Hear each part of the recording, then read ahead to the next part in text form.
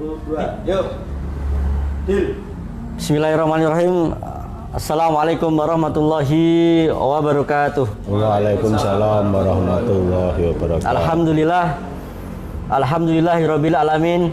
Wassalatu wassalam ala asrofil anbiya'il wal mursalin. Shalawat wassalam ala nabiyyina Muhammad sallallahu alaihi wasallam. Alladzi qad hamalana min zamanil jahiliyah ila nuril islamiyah. Alhamdulillah pada kesempatan sore hari ini kita berjumpa dengan Pak Haji. Assalamualaikum Pak Haji. Waalaikumsalam warahmatullahi wabarakatuh. Bagaimana kabarnya Pak? Baik, alhamdulillah sehat. Di tengah-tengah wabah yang wabah corona saat ini kita rasakan semuanya. Alhamdulillah. Kemarin kita dapat wawasan dari Dokter Tina. Alhamdulillah ya. Nggak boleh panik, yang penting tetap waspada gitu. Takut boleh, waspada boleh. Waspada wajib, tapi takut jangan. Seperti itu gitu. Jadi dan beberapa yang belum lihat kemarin fullnya bagaimana kita wawancara dengan Dokter Tina bisa lihat video yang sebelumnya. Di situ sangat banyak sekali membahas bagaimana tentang masalah pemakaman dan sebagainya. Masalah pemakaman yang terkena virus corona dan videonya banyak beredar di saat ingin memakamkan terus kemudian diusir oleh warga sekitar dan ternyata dipatahkan oleh Dokter Tina sebab itu sudah tidak berbahaya karena bagaimana pihak perlakuan dari mayat tersebut di rumah sakit dan sudah perlakuannya sangat safety sekali, maka warga-warga yang di saat nanti ada beberapa warga yang meninggal dunia kemudian dipulangkan ke rumah, mohon maaf sekali, mohon diterima dengan baik, didoakan dan semoga selamat di akhirat dan dunia. Untuk sore hari ini kira-kira Pak Adi ingin membahas apa nih? Terima kasih. Bismillahirrahmanirrahim. Alhamdulillahirabbil alamin. Nahmaduhu wa nasta'inuhu wa nastaghfiruh. Wa na'udzubillah min syururi anfusina wa min sayyiati a'malina. Man yahdihillahu fala mudhillalah wa man yudhlil fala hadiyalah. Asyhadu an la ilaha illallah wa asyhadu anna Muhammadan abduhu wa rasuluh. Sedulur sedaya sing ditresnani Gusti Allah, hari ini saya akan sharing yang sedang-sedang saja. Nah, itu maksudnya bagaimana? Maksudnya dalam beragama itu kita tidak ghulul, tidak berlebihan.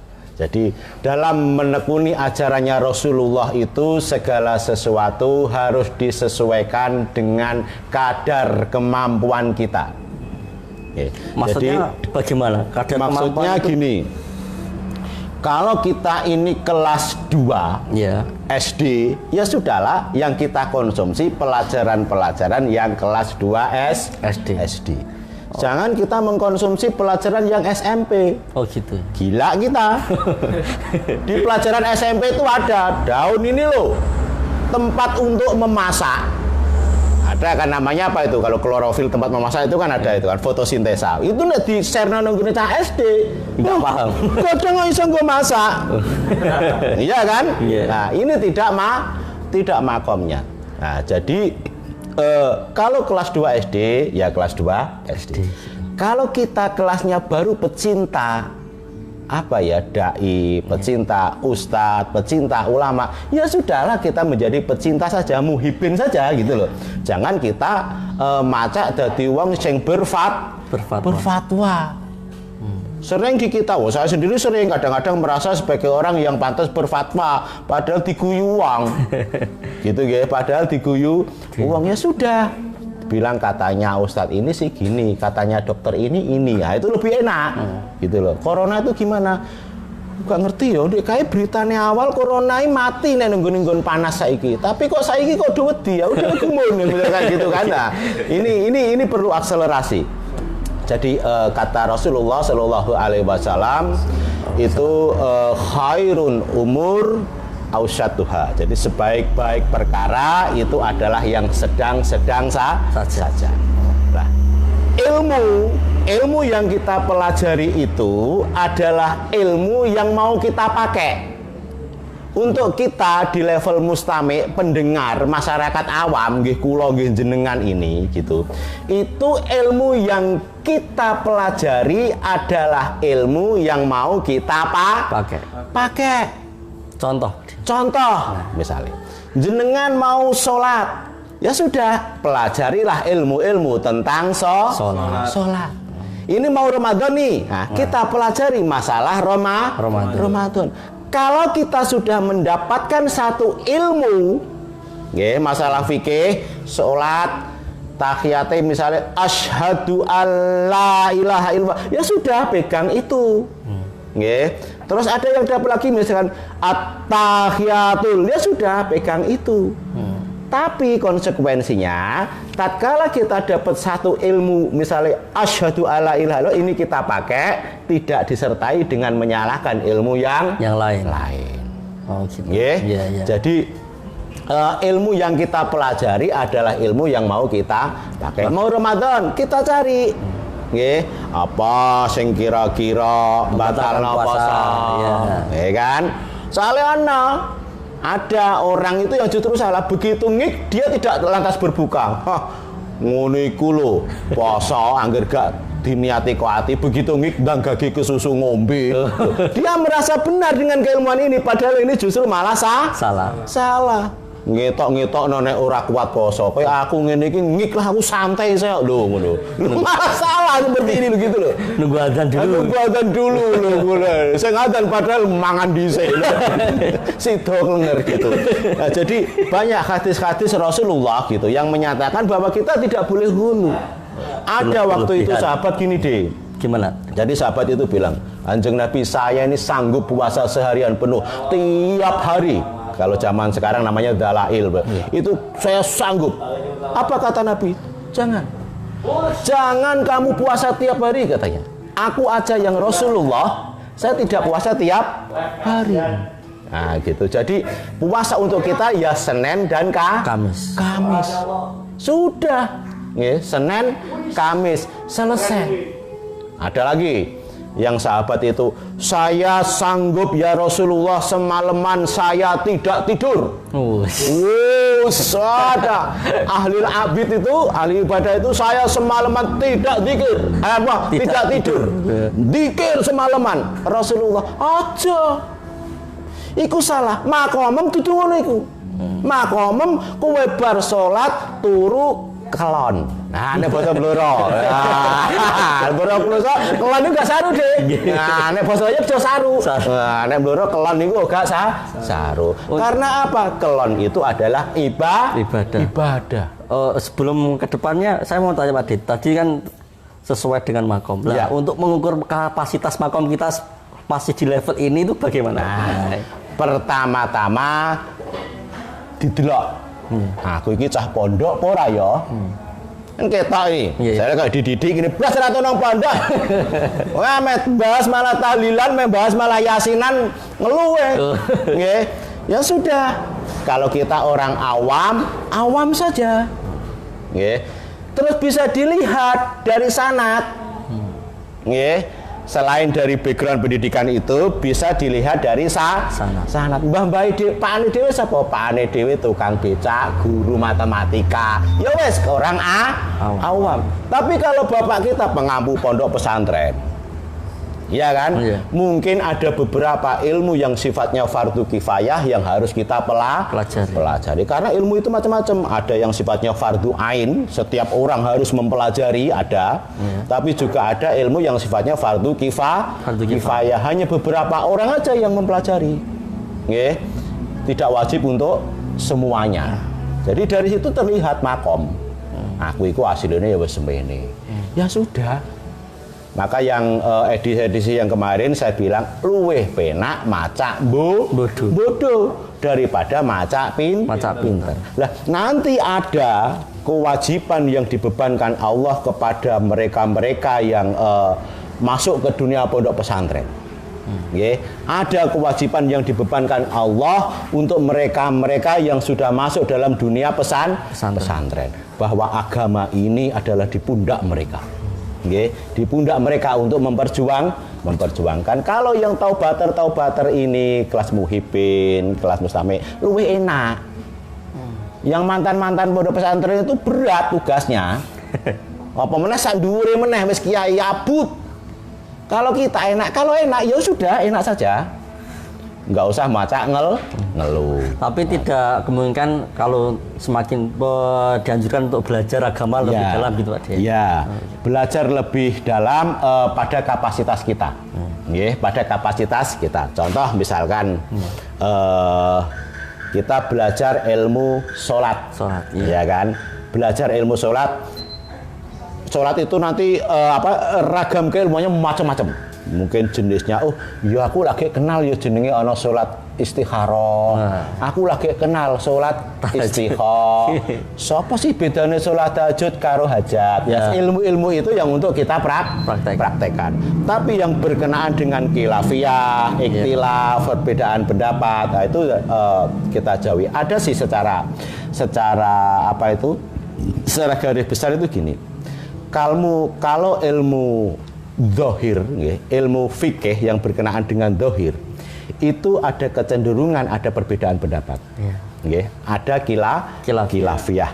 Maka untuk ilmu-ilmu seperti ini, ini harus wajar. Oh, beda kono kene. Biasa aja gitu. Ya. Tapi kalau ilmu hati itu jarang ada khilafiyah. Lah, kalau ilmu fikih itu nerimanya di otak. Kalau ilmu tasawuf atau akhir-akhir zaman ini tazkiyatun nafas itu menerimanya dengan hati. Ini harus kita bedakan. Soalnya apa? Tatkala kita keliru memakainya, repot. Orang belajar ilmu fikih, ya kan? Dia diterima dengan hati, angil. Orang yang tidak biasa, contoh dia tidak biasa jamak qashar, tidak biasa. Dia pokoknya sholat ya luhur, asar. Suatu ketika safar, kita ajak jamak qashar, dia hatinya beruntak tuh. Iya, pernah itu. Iya kan? Iya kan? Sering kita alami. Iya. Dia bilang gimana? Lah iya, kok koyo opo ae. Wong mobil ya mobile dhewe, mendek di tempat ya bebas. Lah kok hitung-hitungan karo Gusti Allah. Dia bilang gitu. Iya enggak? Iya. Lah yang waktu ya bebas kowe sing ngatur. Loh, ambek Gusti Allah kok hitung-hitung. Kudune papat kok mbok suda loro isih mbok dadekno siji. Lho kowe iku dadi wong pelit men. Lah ini mereka menerima ilmu fikih dengan hati. Lah sing qashar juga gitu jawab. Loh, iki ana sunai Kanjeng Nabi ilmu qashar. Ilmu qashar iku pas pada waktu safar. Lah kowe ngecakno hadis iki nek ora pas safar lho pas wayah apa? Maka orang yang qashar itu pahalanya ada dua. Ya kan? Yang satu dia sholat sama-sama, yang kedua dia mempraktekkan sunnah. Saiki mempraktekno ilmu qashar kapan? Nek pas wayah safar. Betul. Mosok nang omah mbok qashar. Ya kan? Ya, betul. Lho, kowe nek besok kepengin praktekno mokano poso di ya, kowe metu nang dalan sing ngombe gluk balik nang. Nah, itu ya gitu ya. Jadi artinya harus bisa membedakan antara di mana kita menerima ilmu dengan akal, di mana kita menerima dengan hati. Kalau fikih itu dengan akal. Nah, tapi kalau tasawuf atau tazkiyatun nafas itu harus dengan hati. Semuanya ada ilmunya. Kata Rasulullah gini. Hadis ini kayaknya udah lama sih ya, orang-orang mondok pertama kali yang man arodat dunya fa'alaihi bil ilmi wa man arodat akhirah fa'alaihi bil ilmi wa man arodat huma fa'alaihi bil ilmi. Kata Rasulullah gini, sapa sing kepengin urip kepenak ning donya cari ilmu. Loh, aja dirasa. Cari ilmu. Maka segala sesuatu di dunia ini kalau kita pelajari ini jadi mata pencaharian. Tenan rambut dawa, piye carane ben pendek potong, wong sing tukang motong iso dadi mata pencaharian. Uripe mesti penak. Simpel saja hidup. Iya. Wes kuwi apa ae? Ana wong kesel, butuh pijet. Ya kan? Sinau ilmu pijet. Lho tenan pijet itu koyone luar biasa. Sekali pijet 35.000. Saya punya kawan itu semalam 5 orang dia sudah 150-an. Iku dia mau mempelajari ilmu pijet. Man aroda dunia fa'alahi bil. Ini dari sisi yang simpel saja gitu loh. Nggih. Ana bocah cilik SD sekolah butuh jajan. Nah, Mas Didik dodol sempol. Jadi Pak. Atau bahkan ilmu-ilmu yang lebih tinggi lainnya. Gitu, ono ilmu guru, ono ilmu nuklir, ono ilmu ya, itu kehidupan yang di atas kita. Maka mereka yang berhasil membongkar rahasia ilmu Allah tentang dunia itu jadi mata pencarian. Nggih. Lah di akhirat juga gitu. Waman arodat akhirah fa'alahi bil. Kalau kita ingin hidup enak di akhirat juga harus berpatokan sama ilmu. Nggih. Penting akhirat itu bagaimana? Bagaimana supaya setiap kita itu berbuat selalu ada conteng amal. Nah, ojo ngantek berbuat tapi kita tidak ada conteng amal. Nah, ini penting. Masalahnya kalau kita tidak seperti itu repot, kita wis ngamal wagi ternyata bocor. Ada misalkan amalan seperti gibah, itu kan ini yang membocorkan amalan-amalan kita. Terus mendolimi orang, ya kan? Terus asal pendapatan kita, rezeki kita tidak halal banget tapi itu juga gitu, merasa kita sudah haji, kita sudah sana, ternyata ini dari barang yang tidak bersih, tidak berkah, seperti itu. Maka semuanya harus perlu ilmu. Yang penting gini aja, kalau kita orang awam, satu jangan syirik. Oke, satu jangan syirik. Menyekutukan Allah. Menyamakan Allah dengan zat yang lain. Menduakan. Oke, jangan syirik. Soalnya, itu pertama kali. Soalnya kalau diduakan itu juga sakit ya. Aduh, orang kabeh. Nyanyi ini terus tatu. Nyanyi ini terus tatu. Jadi jangan syirik. Jadi terus yang kedua, nggih, belum minanase sing penting orang nglarani wong. Nggih. Nyakiti hati. Iya, karena hakikat takwa itu pertama kali adalah tidak melakukan perbuatan yang jelek dulu. Nggih. Yang dilarang Allah itu harus total dihindari. Nanti yang diperintah itu sambil jalan. Nggih. Ini kalau nggak salah masuk dalam kaidah ushul fikih bahwa menolak perbuatan jelek, nggih, itu lebih wajib daripada melakukan perbuatan yang mendatangkan maslahah. Ini masuk dalam ilmu kaidah ushul fikih. Kaidah bertakwa juga begitu. Kalau segala sesuatu misalkan kita sudah merasa rajin gini tapi kita masih syirik, nah repot. Anggere wis ora syirik, nggih, ambek wong ya wis ora pate elek. Wis biasa. Surga di depan kita. Ya, tentunya seperti sholat 5 waktu itu juga ya sudah dibahas lah ya, itu harga mati. Sholat 5 waktu bagi laki-laki, kalau perempuan berhijab itu sudah sudah harga mati. Tadi kan Pak Adi bahas tentang hablum minan nas, berbaik pada sesama, pada manusia. Kan kita seringkali kita kan posisinya di desa nih Pak Adi ya. Nah, kemudian kita memiliki berkeyakinan bahwasanya ada tahlilan dan kondangan itu ada beberapa yang kita pahamkan dalil ini tidak benar. Nah, kemudian ada tetangga kita yang punya hajat. Nah, kemudian kita diundang. Kalau aku gak teko ora penak. Nek aku teko iki salah. Nah, itu bagaimana menyikapi itu, Mas? Itu juga ada hubungannya dengan tema kita tadi. Artinya gini, ini masuk dalam koridor fikih.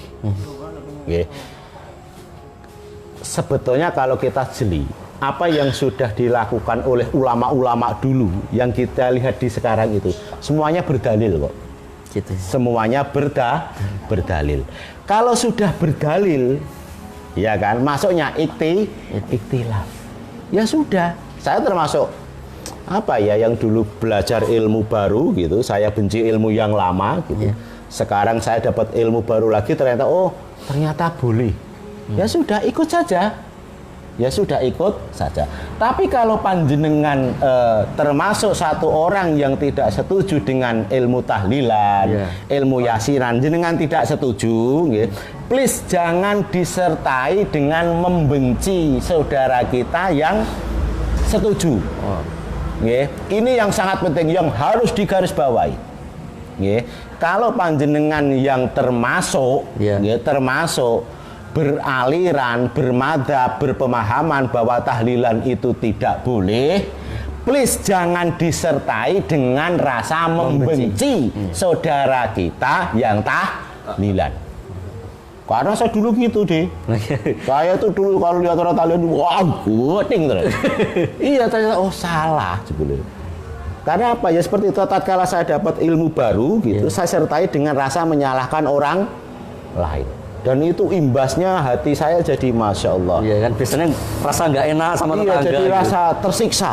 Ono wong tahlilan tersiksa, terus guting gitu. Itu akhirnya setan itu pintar gitu. Setan itu pintar.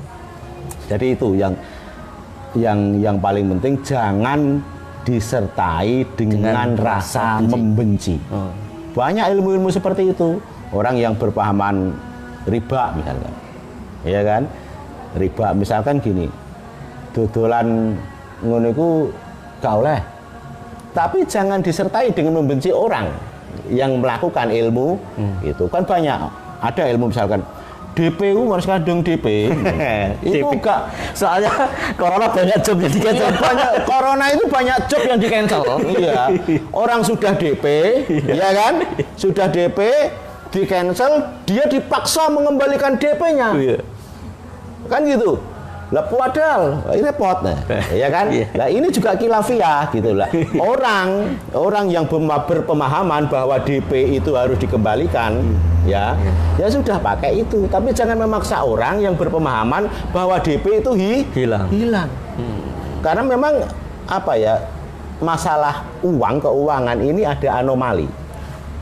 Orang yang berpemahaman bahwa DP itu harus dikembalikan itu Imam Syafi'i, ya kan? Berarti di saat kita transaksi gagal, DP dikembalikan, itu Imam Syafi'i. Padahal kita kebanyakan Imam Syafi'i, tapi tidak pakai itu. Lah, yang DP boleh diambil itu Imam Ahmad bin Hambal. Nah, seperti itu. Oke, monggo lah. Artinya apa? Dari sini terlihat, dan banyak kasus-kasus lain seperti itu yang kita madzhab Hanafi tapi kita masih pakai Syafi'i. Artinya apa? Kita ini belum siap bermadzhab dengan benar. Ya sudah, ana dalile lakoni, selesai. Wah, mungkin itu perlunya kita belajar selalu pada satu ulama atau satu guru ya, Pak Ji. Ya, ada begitu. Ada yang kalau kayak belajar kepada satu ulama, satu guru, ada yang setuju, ada yang tidak. Monggo lah, terserah. Yang penting itu kalau saya gini deh, itu adalah bagi mereka yang sudah satu tingkat di atas orang awam. Oh, okay. Untuk belajar satu guru, satu ulama itu untuk satu tingkat yang di atas orang awam. Orang awam begitu ada dalil lakukan, begitu ada dalil lakukan, begitu ada dalil lakukan. Malah ini disalahkan boleh oleh netizen boleh. Saya kalau ngomong sama kawan-kawan tobater, nek ono khilafiyah, lho gitu. Nek ono khilafiyah, golek sing paling gampang. Jadi tatkala ada beda pendapat, pakai yang paling mudah. Itu yang selalu saya omongkan. Seringlah dalam kajian ikhlas gitu kan. Saya minta yang paling mudah apa? Oh, ikhlas yang paling mudah nih ngeten. Kita beramal, terus njaluk ijol Gusti Allah. Itu ikhlas yang paling gampang. Karena apa? Memang kita baru level abidin, baru ibadah. Level abid itu ibadah, nanging ya isih kepengin njuk rezeki akeh, roh atusan abang ya mripate isih suweneng gitu kan. Level kita itu kan kalau dikasih satu abang langsung sumringah gitu ya. Nah, ini kita harus jujur gitu loh. Lah, jujur di level kita ini deh yang mahal harganya. Jadi kita tidak usah ghulul. Maksud dari tema itu yang pertama, kita tidak usah ghulul. Jangan berlebihan. Kalau kita makomnya mustami, makomnya apa ya, orang awam, ya sudah, maca awal orang awam. Jangan maca di atas itu, repot. Soalnya berbahaya Pak De. Berbahaya.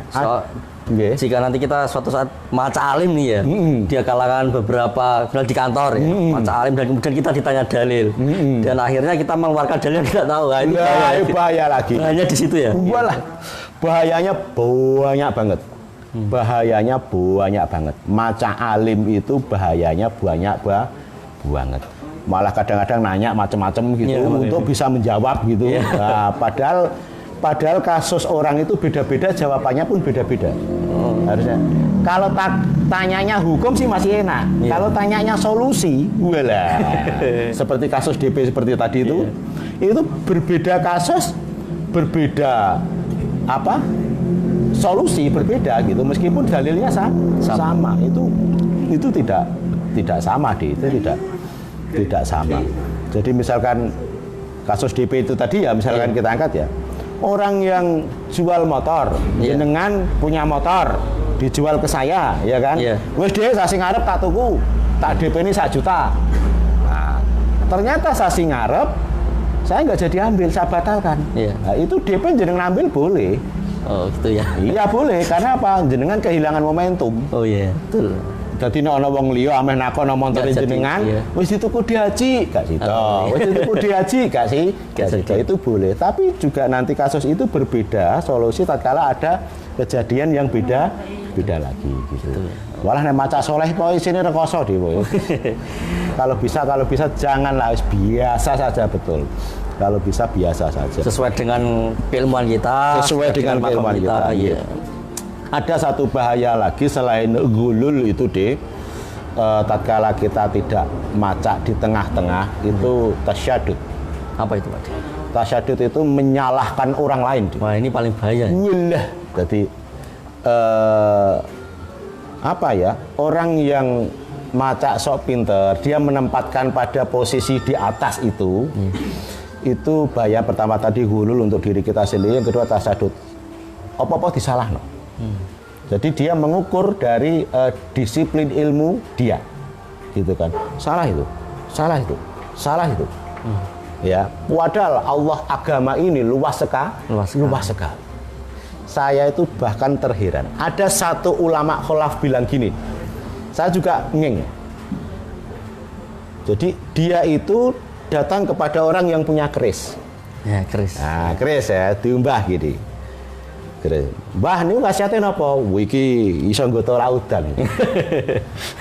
Diumbah surau-surau. Itu kalau keilmuan saya dulu itu sudah syirik. Lah kok diumbah, Mbah? Kenapa? Lah nek ora diumbah kok rusak to. Ulama kholaf ini bilang, tatkala dia masih mengakui bahwa keris itu bisa rusak, berarti dia tidak sedang menyamakan keris dengan Allah. Oh iya. Paham nggih? Iya, masuk ya. Jadi kenapa diumbah, Bang?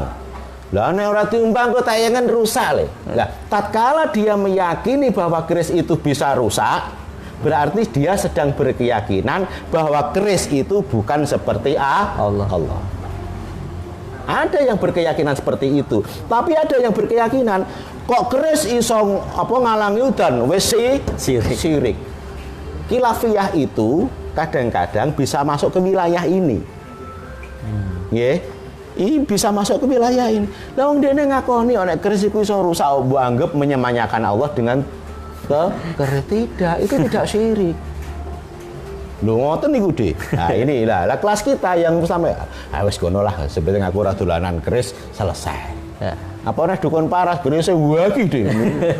Repot ngono mbok antem anggere duwe keris sirik, walah ahli sirik kita nanti. Ya kan lah. Sudah dukun nganten ya, Dik. Walah, bojoku dukun nganten, Dik. Wah, aku sirik no repot. Keris lah ya repot gitu lah. Lah kan kayak gitu. Lah, tasyadud itu menyalahkan orang lain. Lah, repot. Soalnya apa? Kita maca jadi polisi sosial. polisi moral. Polisinya Allah terhadap teman kita sendiri. Repot. Ingat cerita Nabi siapa itu deh? Nabi Khidir sama Nabi Musa itu. Itu kan tatkala ditanya Allah, ditanya orang Yahudi, Musa, sing paling pinter nang kene sapa nele? Ya aku langsung ditegur sama Allah kan? Nah, ceritanya kan gitu. Berarti orang yang merasa benar sendiri langsung ditegur sama Allah. Dikasihlah guru Nabi Khidir. Padahal posisi Musa saat itu lebih tinggi dari Nabi Khidir. Musa itu rasul loh. Nabi Khidir itu nabi. Rasul dikongkon merguru ning gone nabi. Loh, dokter spesialis kon merguru ning gone dokter umum. Ya mau kudune. Tapi karena Nabi Musa dia mau. Dan apa yang dilakukan Nabi Khidir itu berlawanan dengan syariat-syariatnya Nabi Musa. Loh iya, berlawanan semua. Tapi kok Gusti Allah kandhane kowe merguru ning gone Nabi Khidir. Banyak itu ceritanya nanti di sana. Itu bisa diambil kesimpulan bahwasanya undur mangkola wala tandur mangkola, Dek. Lihat apa yang dibicarakan, bukan siapa yang membicarakan. Iya. Itu bisa sekali. Jadi bahaya kedua itu tadi soalnya gini Pak Dek. Iya. Fenomena saat ini kan banyak yang menjadi kiai dadakan, jadi kiai hakim dadakan juga. Ya. Tentang masalah adanya corona sholat di rumah, apa sholat di masjid kan gitu. Ya. Terus orang-orang yang baru belajar, kok apa sih kalau harus sholat di rumah nggak sholat di masjid aja? Gitu. Ya. Bahayanya juga di situ ya. Iya.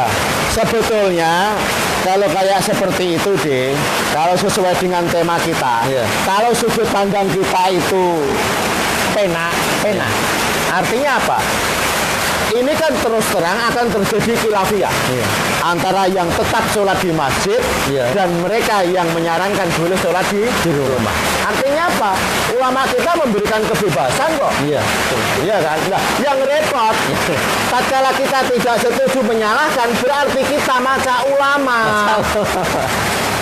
Hadis wa arba'in ora hafal wis maca ulama. Loh, kan gitu. Dia itu hanya makom pendengar, makom pelaksana kayak kita, mengoreksi kebijakan MUI misalkan.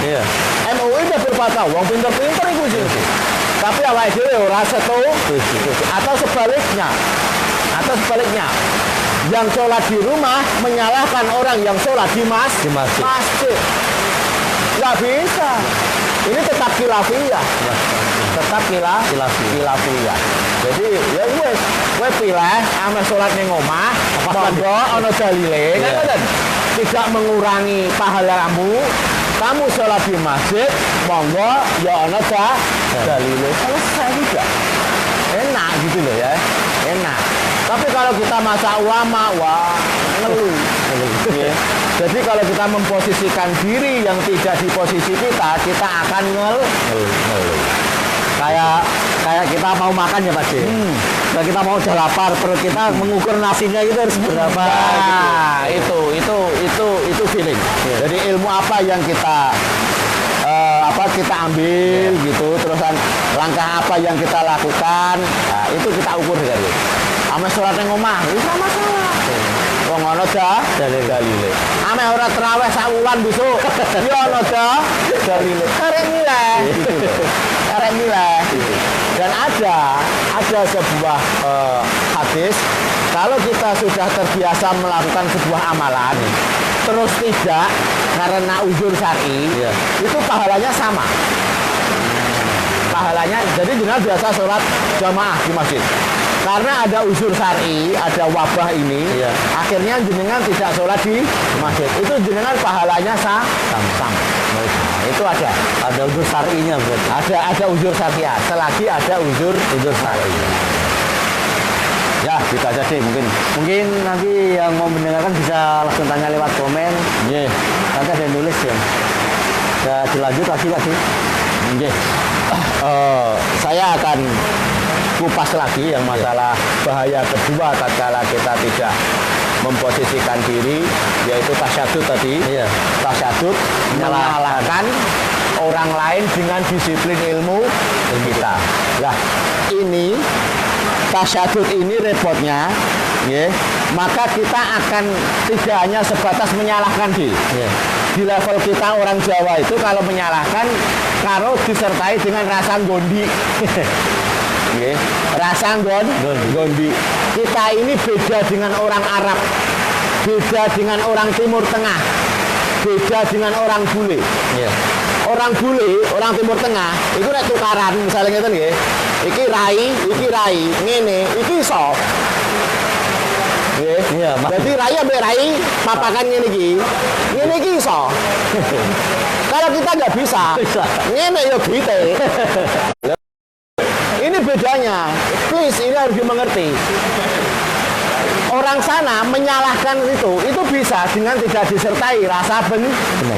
Nek kene gak iso, nek wis salah no gondi. Paham nggih? Kepapasan aja gak mau ya. Iya, papasane ora gelem. Beda lah. Ulama-ulama kita, ulama-ulama salaf itu kan saling menyalahkan biasa. Tapi mereka tidak benci. Nah ini bedanya. Nah kalau kita orang-orang yang kelas-kelas kita orang awam ini kalau menyalahkan disertai dengan rasa benci. Maka jangan.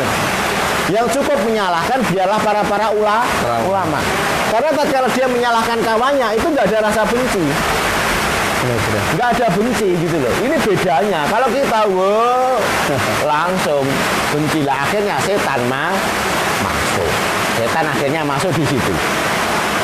Akhirnya masuk di situ. Karena apa? Tidak makom kita menyalahkan, kita sudah menyalahkan. Jadi sebetulnya kita ini belum di level menyalahkan orang, kita sudah naik akhirnya menyalahkan orang. Nek wis urung levele, urung makome, nggih, maka akan setan masuk. Ono rasa bodi, tukaran, akhirnya neng-nengan, ya kan? Karena tidak di levelnya gitu loh. Tapi nek di levelnya penak. Imam Syafi'i dan Imam Malik itu banyak berbeda, tapi mereka tidak saling membenci. Abu Bakar sama Umar berbeda terus, bukan hanya banyak, berbeda terus, tapi mereka tidak saling membenci. Oh iya berbeda. Betapa yang Mar ngene iku penake ana tahanan piye? Pecai mawon niku nek Umar. Nah, Abu Bakar gak ditangkleti Kanjeng Nabi nek sing pinter matematika nggih kon mulang wong Islam belajar matematika. Sing pinter ilmu biologi kon mulang ilmu biologi. Sing pinter ilmu bercocok tanam kon mulang wong Islam sing bercocok tanam. Selalu beda terus gitu loh. Tapi mereka tidak saling membenci. Nah ini bedanya, satu gulul, kedua asyadid. Mungkin nggak usah lama-lama, nggak apa-apa sih. Ini udah pukul 5 juga ini. Jam 5. Ada pertanyaan dari penonton atau pemirsa? Ada pertanyaan? Ya, ada pertanyaan Mas Bagas? Ada pertanyaan? Nggak ada? Ini kita sudah ya coba. Karena situasi juga saat ini hujan, mungkin suara kurang jelas ya, mungkin agak kurang jelas. Kita sebelum kita tutup, semoga kita berdoa bersama-sama wabah penyakit saat ini yang